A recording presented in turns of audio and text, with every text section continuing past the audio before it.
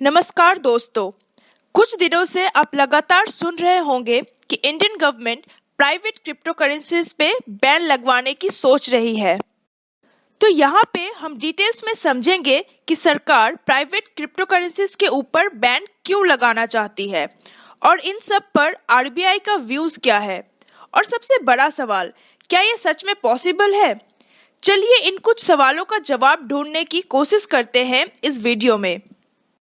पिछले वीडियो में crypto currencies related कुछ बेसिक चीज़ों के बारे में हमने बात की थी। अगर आपने वो वीडियो अभी तक नहीं देखा है तो डिस्क्रिप्शन में लिंक दिया हुआ है, जाइए और वो वीडियो देख के आइए। जैसे कि आप सबको पता होगा कि अभी बहुत ही जल्द पार्लियामेंट का विंटर सेशन स्टार्ट होने वाला है। किसी भी पार्लियामेंट्री सेशन के स्टार्ट होने से पहले गवर्नमेंट एक स्टेटमेंट जारी करती है जिसमें यह मेंशन होता है कि कौन कौन से बिल इंट्रोड्यूस किया जाएगा। गवर्नमेंट ने अभी तक बताया कि इस विंटर सेशन में वो 26 बिल्स इंट्रोड्यूस करेगी। इसमें ये बिल भी शामिल है जिसका नाम दिया गया है the crypto currency and regulation of official digital currency bill 2021। इसको भी इंट्रोड्यूस किया जाएगा और इसके तहत गवर्नमेंट ये कह रही है कि जितने भी प्राइवेट क्रिप्टो करेंसीज हैं जैसे कि बिटकॉइन, इथेरियम, डॉजकॉइन, जिसकी भी ट्रेडिंग आप आज के दिन में करते हो उसको यहाँ पे गवर्नमेंट बैन करेगी विथ एक्सेप्शंस। यानी कि गवर्नमेंट कुछ कुछ प्राइवेट क्रिप्टो करेंसीज की ट्रेडिंग लीगल रख सकती है।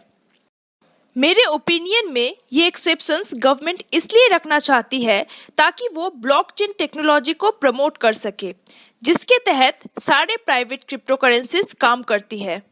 यहाँ पे ये भी देखा जा रहा है कि आरबीआई अपना एक क्रिप्टो इंट्रोड्यूस करने की बात कह रही है, जिससे कि प्राइवेट क्रिप्टो करेंसीज के बैन होने के बाद उसका एक सब्स्टिट्यूट लोगों को मिल सके।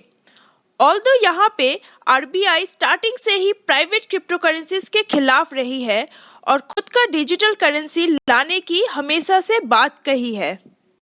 यहाँ पे जो स्टेटमेंट दिया गया है गवर्नमेंट के द्वारा, उसमें ये क्लियरली मेंशन किया गया है कि आरबीआई खुद का डिजिटल करेंसी लेकर आएगी और जितने भी प्राइवेट क्रिप्टो करेंसीज हैं उसके ऊपर बैन लगा दिया जाएगा। लेकिन अब क्वेश्चन ये आता है कि बैन का मतलब क्या हुआ।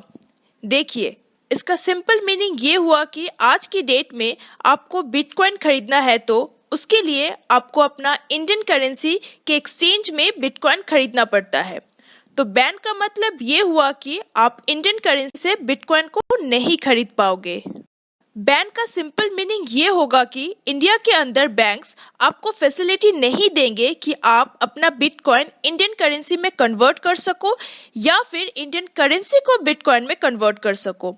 बैन के बाद ये पॉसिबल नहीं होगा।